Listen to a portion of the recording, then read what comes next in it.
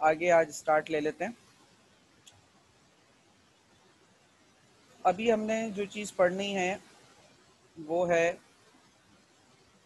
Ionisation energy. कोई है अल्लाह का बंदा जो मुझे आयोनाइजेशन एनर्जी क्या होती है बता सके?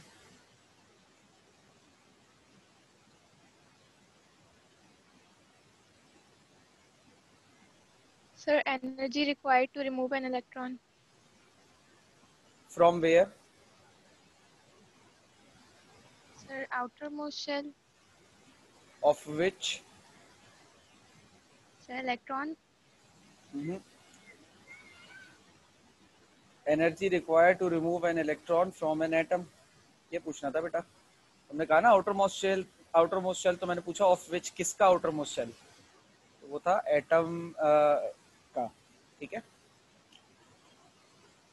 तो अब हम डेफिनेशन लिखते हैं पहले। तो सबसे पहले the amount of energy require, the amount of energy required to remove a electron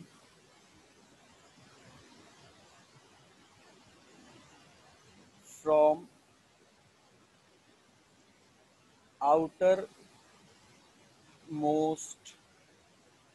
shell of an atom, of outermost shell of an isolated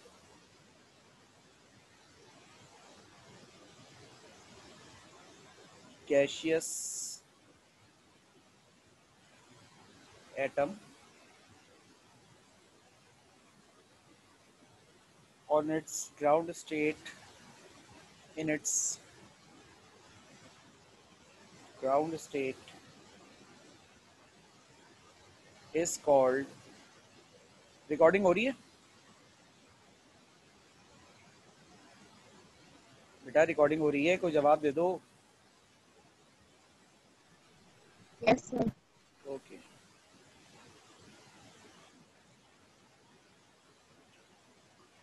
अच्छा जी। तो आयोनाइजेशन एनर्जी, आयोनाइजेशन पोटेंशियल क्या है कि अभी जैसा मुझे किसी खातून ने बताया कि amount of energy required to remove a electron from outermost shell of a gaseous isolated atom. अच्छा, अब मैं ना एक चाह रहा हूँ, ज़रा थोड़ी सी वजाहत आप लोगों से लेना। मेरे पास सोडियम सॉलिड है, ठीक है।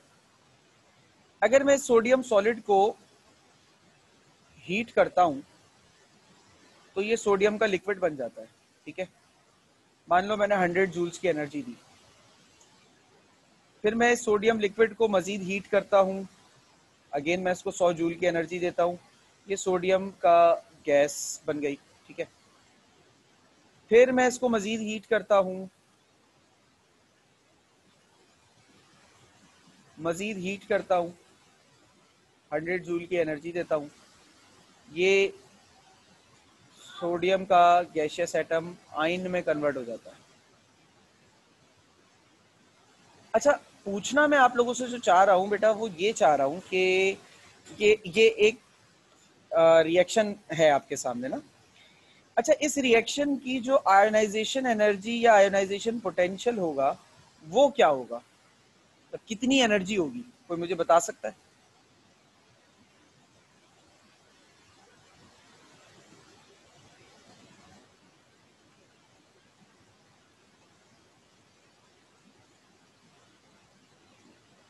बेटे बहुत सिंपल सा सवाल किया है, इतना सोच क्या रहे हो? इक्वेशन तुम्हारे सामने लिखी है, वैल्यूज तुम्हारे सामने लिखी हैं, फिर क्या सोच सर रहे हो? इसमें से जितना इलेक्ट्रॉन रिमूव किया गया है। नहीं, एक इलेक्ट्रॉन रिमूव हुआ, सही है। मेरे पास सोडियम सॉलिड का टुकड़ा था, उसको हीट किया, लिक्विड बनाया, 100 जूल की एनर्जी दी। फिर उसको हीट किया, लिक्विड को, सोडियम के गैस बनाया, 100 जूल की एनर्जी दी। फिर उस सोडियम गैस को हीट किया, 100 जूल की एनर्जी दी, electron 100 form. Joule sir. Ionization potential इसकी 100 जूल आप बता रहे हैं मुझे, सही हो गया यार। 300 जूल नहीं होगी, मतलब देखा जाए सर तो इसको आयन बनाने के लिए 300 जूल चाहिए होगी, मतलब लिक्विड करने के लिए 100 जूल, लेकिन आयन बनाने के लिए 300। मैं ये पूछ, देखो तुमने बोला कि 100 जूल इसकी आयोनाइजेशन पोटेंशियल है, यही बताया ना तुमने? नहीं सर देखें, अगर सॉलिड से अगर आयन बना रहे हैं ना तो आप 300 जूल लग रही है फिर। सही है, सॉलिड से अगर आयन बना रहे हैं, देखो अभी मैं स्टेट की कैद में मत आओ कि सॉलिड से बना रहा हूं या लिक्विड से बना रहा हूं। ये एक रिएक्शन तुम्हारे सामने लिखा है जिसको मैंने सोडियम सॉलिड से स्टार्ट किया है, इस रिएक्शन की आयोनाइजेशन पोटेंशियल क्या है, बस ये बताओ। 300 सर। 300 है। अच्छा भाई सब एग्री करते हैं? अच्छा मतलब सब तो वैसे खामोशी थे, अब कम से कम एग्री तो कर लो, बोलने में तो शर्म आ रही थी तुम लोगों को। हाँ भाई सर मुझे भी नहीं पता सही है या गलत है, पता नहीं। चलो जवाब तो दिया ना यार, सही गलत का मसला तो बात का है, वो छोड़ दो, जवाब चाहिए होता है। मैंने सही गलत की बात कब की है? सही है, जवाब आ गया, ठीक है, इट्स ओके। हाँ भाई, बाकी तो गूंगे बहरे बने हुए थे ना अभी, बहरे तो नहीं, माशाल्लाह सुनते सब अच्छा है, बोलता कोई कुछ नहीं है। बताइए खवातीन हजरात जो मौजूद हैं, 300 जूल है एनर्जी इसकी या नहीं? यस। बेटा हाँ या ना बोलने में भी शर्म वरम आ रही है क्या किसी को? माशाल्लाह अनुषा, फरवा, हफ्सा, राशिद, मानूर मुगल। यस सर है। बेटा जिसके मुंह से आवाज नहीं निकल रही ना वो खामोशी से क्लास लीव करके चला जाए, वरना मैं निकाल दूंगा बाहर।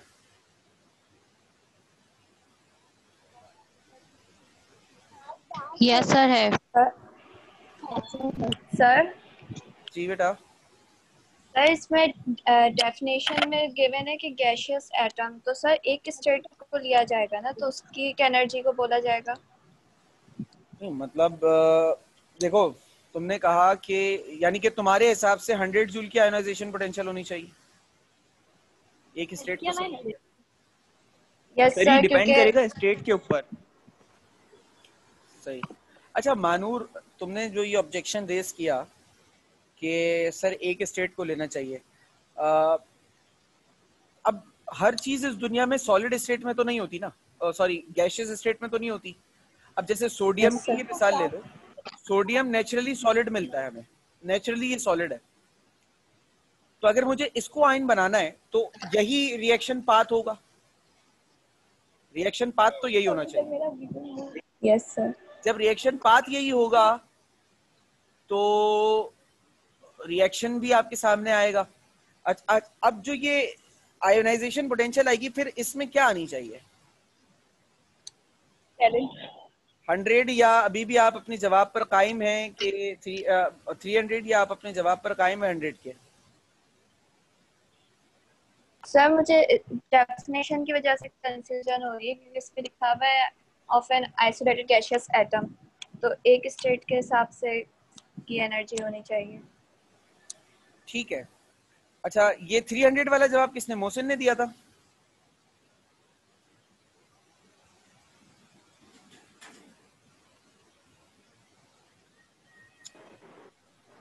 सर मेरे इसमें तो देखिए सर, जैसे सोडियम जिस फॉर्म में मिलता है ना उसके हिसाब से एनर्जी होगी सर। अब लिक्विड में है तो 200 जूल चाहिए होगी अगर। ठीक है। अच्छा मैं सबसे पहले तो दोनों जवाबों को, जो दो जवाब मेरे पास आए, एक शायद मोहसिन की तरफ से आया, एक मानूर की तरफ से आया, मैं दोनों को अप्रिशिएट करता हूँ और बाकी जो अफराद हैं उनको ये नसीहत करता हूँ कि इज्जत के साथ क्लास से चले जाना अगली बार, अगर बोलने की जहमत ना हो, जितने भी हैं, ठीक है?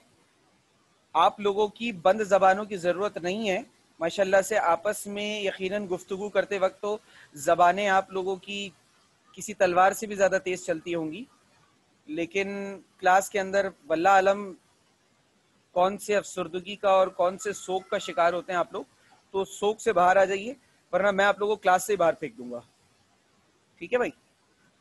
अच्छा तो दो जवाब आए। पहली बात मैं एक चीज क्लियर कर दूं कि बेटा इस रिएक्शन की जो आयोनाइजेशन पोटेंशियल है वो 100 जूल्स है, 300 जूल नहीं है।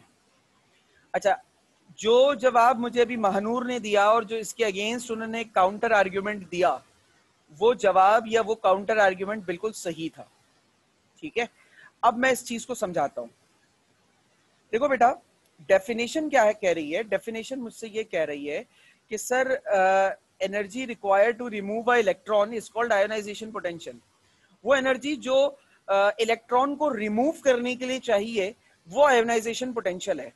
अब जरा गौर करो, सोडियम सॉलिड को जब मैं 100 जूल्स की एनर्जी देकर लिक्विड बना रहा हूं, तो क्या ये 100 जूल्स की एनर्जी, जो ये वाली 100 जूल्स की एनर्जी है, क्या ये सोडियम को के अंदर से, सोडियम के एटम के अंदर से इलेक्ट्रॉन रिमूव करवा रहा है?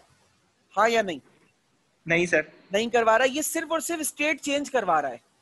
ठीक है ना? ये जो एनर्जी है ये किस काम में यूटिलाइज हो रही है? ये यूटिलाइज हो रही है चेंज ऑफ स्टेट में सिर्फ।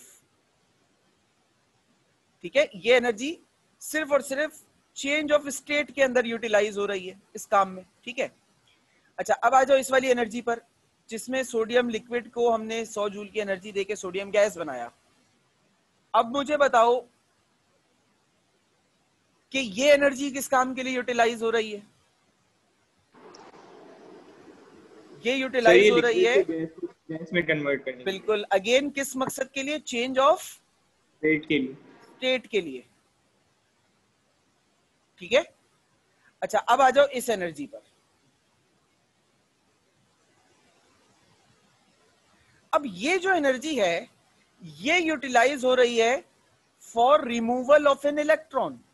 ये एनर्जी यूटिलाइज हो रही है इलेक्ट्रॉन को एटम से बाहर निकालने के लिए। सही है? तो सिर्फ यही वाली एनर्जी आयोनाइजेशन पोटेंशियल काउंट होगी, बाकी दो आयोनाइजेशन पोटेंशियल काउंट नहीं होंगी। केमिकल टर्मिनोलॉजीज में अगर मैं इनकी बात भी आपको बता दूं नॉलेज के लिए कि ये क्या, ये वाली एनर्जी क्या कहलाएगी? ये कहलाती है बेटा फ्यूजन एनर्जी, क्योंकि ये फ्यूज करवा रही है सॉलिड को लिक्विड में। और ये एनर्जी कहलाती है वेपोराइजेशन एनर्जी, क्योंकि ये वेपर बना रही है। वो याद है फिजिक्स में आप लोग एक डेफिनेशन भी शायद पढ़कर आए होंगे, केमिस्ट्री में भी पढ़ी होगी, latent heat of fusion, latent heat of vaporisation. तो ये वाली जो एनर्जीज थी ना 100 जूल और ये वाली 100 जूल, ये basically latent heat of fusion और लेटेंट हीट ऑफ वेपोराइजेशन ही है। ठीक है ना? फर्क क्लियर हो गया अब मेरे ख्याल से सबको वाज़ेह जी अंदाज सर। में? ठीक है, अगर आप लोगों को फर्क क्लियर हो गया तो अब हम बात करेंगे कि इसका ट्रेंड क्या है, मतलब आयनाइजेशन एनर्जी का ट्रेंड क्या है और क्यों है, ग्रुप ट्रेंड इसका क्या है। तो अब बात कर लेते हैं सबसे पहले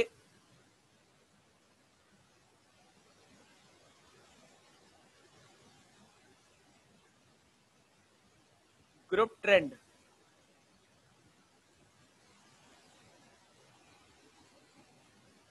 आयोनाइजेशन एनर्जी का ग्रुप ट्रेंड। ठीक है,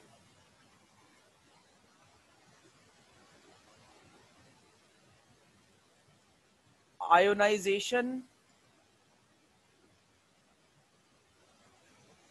energy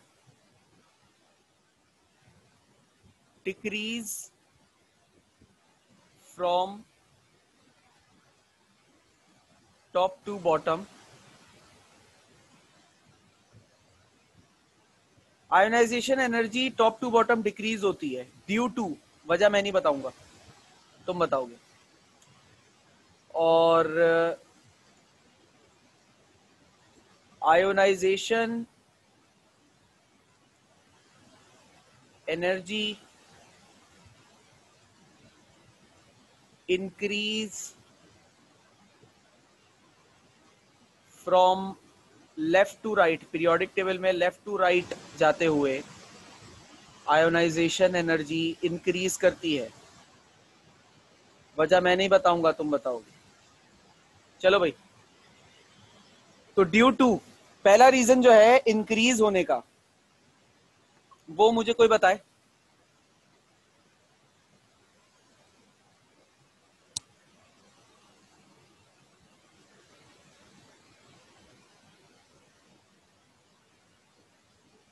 Addition of one shell. Addition of one shell due to addition of one shell. अच्छा, एडिशन ऑफ वन शेल से क्या होता है अनुषा?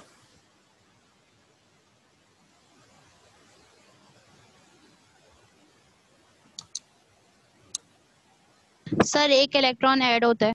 एक इलेक्ट्रॉन ऐड नहीं होता, ये चीज एटॉमिक साइज इंक्रीज होता है। पिछले वीक जो हमने पढ़ाया वो यही पढ़ाया था आपको। तो ड्यू टू इंक्रीज, यहाँ पे हम लिख लेते हैं कि ड्यू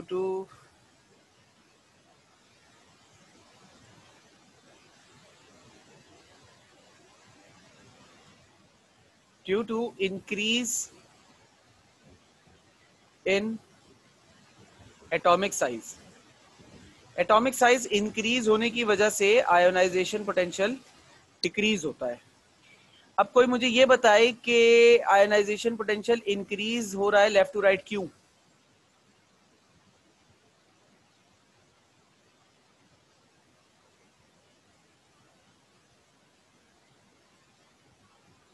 जल्दी बताओ। सर प्रोटॉन इलेक्ट्रॉन्स को अपनी तरफ अट्रैक्ट कर रहे होते हैं इस वजह से। नेहा तुमने बोला ना? Yes sir. तुम्हें तो ये बात मैंने शायद समझाई भी थी। Left to right due to, जी सर। बिल्कुल वो जो एग्जाम्पल दी थी ये वही है। तो ड्यू टू इंक्रीज इन, इसको हम लिखते हैं due to increase in nuclear charge. Nuclear charge के बढ़ने की वजह से ये काम होता है भाई, ठीक है, न्यूक्लियर चार्ज के बढ़ने की वजह से। अब ये जो दो बातें हैं ये क्यों और किस तरह से हो रही हैं इसको समझाना है मुझे आपको, ठीक है। तो इसके लिए हम एटम ले लेते हैं पहले तो कोई,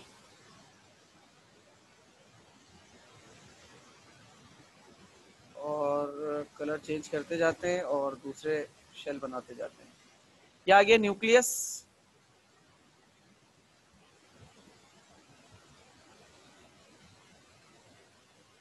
अच्छा, न्यूक्लियस के बाद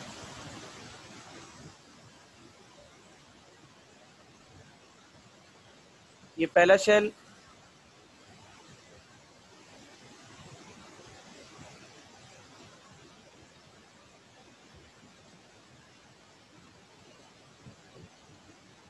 ये दूसरा शेल,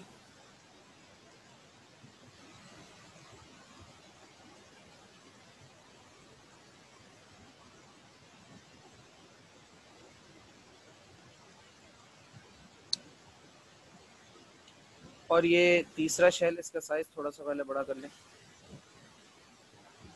ये आ गया तीसरा शेल, ठीक है। ये तीन शेल आ गए। इनके कलर्स को बारी बारी चेंज कर देता हूँ मैं न्यूक्लियस से, ताकि कलर अलग अलग नजर आए। इसको ले लेते हैं ब्लैक।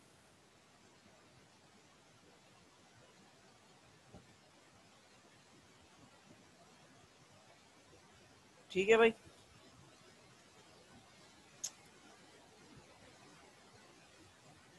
इसको ग्रीन। अब ये तीन शेल्स हैं तुम्हारे सामने। ये जो सेंटर में मैंने रखा हुआ है इसको हम न्यूक्लियस ले लेते हैं। ये हमारे पास न्यूक्लियस है तो इसको कंसिडर नहीं करना, ठीक है। अच्छा, अब जरा देखो ये जो एक स्ट्रक्चर तुम्हारे सामने है, देखो इसमें ये एक एलिमेंट है। आपकी आवाज बहुत हल्की आ रही है मुझे। अच्छा, मैं थोड़ा जोर से बोलता हूँ। देखो, जब हम बात करते हैं लिथियम की ना, ठीक है, लिथियम की हम बात कर रहे हैं। फॉर एग्जांपल लिथियम का एटॉमिक नंबर होता है 3। उसका ये आ गया न्यूक्लियस, ये आ गया एक शेल, और ये आ गया उसी के अंदर मैंने इसको ड्रॉ कर लिया है, ये 2 शेल हो गए। पहले शेल में 2 इलेक्ट्रॉन होते हैं, दूसरे में 1 इलेक्ट्रॉन होता है। अच्छा, लिथियम के बाद जो दूसरा आता है वो आता है सोडियम, जिसका एटॉमिक नंबर होता है 11। इसके पहले शेल में 2 इलेक्ट्रॉन होते हैं, दूसरे में 8 इलेक्ट्रॉन होते हैं, तीसरे में 1 इलेक्ट्रॉन होता है। कहानी इलेक्ट्रॉन की नहीं है, कहानी तो शेल्स की है। अच्छा, इस एतबार से आपको क्या नजर आ रहा है कि जो लिथियम का साइज है वो छोटा है और सोडियम का जो साइज है वो बड़ा है, ठीक है ना।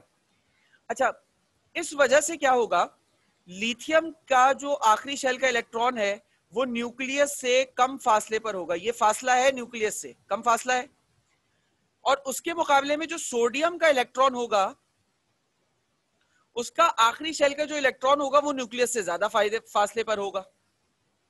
ठीक है। अब दो मैग्नेट्स हैं, ठीक है, और बल्कि दो नहीं, 4 मैग्नेट्स हैं, एक जैसे 4 मैग्नेट्स हैं। उन 4 में से 2 मैग्नेट्स को मैंने एक दूसरे के इतना करीब रखा है और बाकी 2 मैग्नेट्स को एक दूसरे के इतना करीब रखा है। अच्छा, आपका जहन क्या कहता है कि यहां पर इस वाले केस में फोर्स ऑफ अट्रैक्शन ज्यादा मिलेगी या ये सेकंड वाले केस में?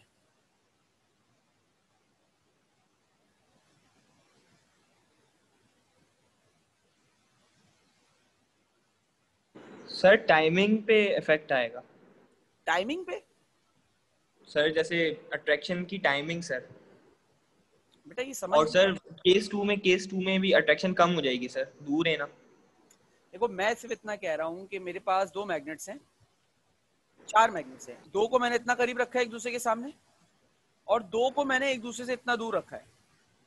अब फोर्स ऑफ अट्रैक्शन केस 1 में ज्यादा होगी या केस 2 में, बस ये बताओ। सर केस 1 में ज्यादा होगी। क्यों? 1 में। सर क्योंकि करीब है ना, जब भी तो ज्यादा है। ठीक है सर, करीब है इस वजह से सर अट्रैक्शन ज्यादा है। तो बेटा यहां पर देखो, इलेक्ट्रॉन और न्यूक्लियस जिसमें पॉजिटिव चार्ज होता है, जब ये दोनों एक दूसरे के करीब होंगे तो फोर्स ऑफ अट्रैक्शन ज्यादा होगी। क्या ख्याल है? जी सर।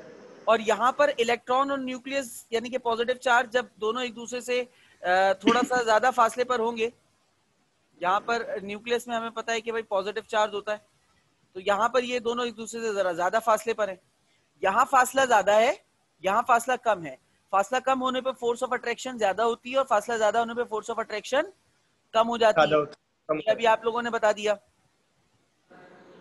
ये वजह है कि ionization energy top to bottom decrease होती है। सॉरी, हाँ, क्योंकि जैसे जैसे आप ऊपर से लेकर नीचे आते जाते हो ना, साइज एटम का बढ़ता चला जाता है।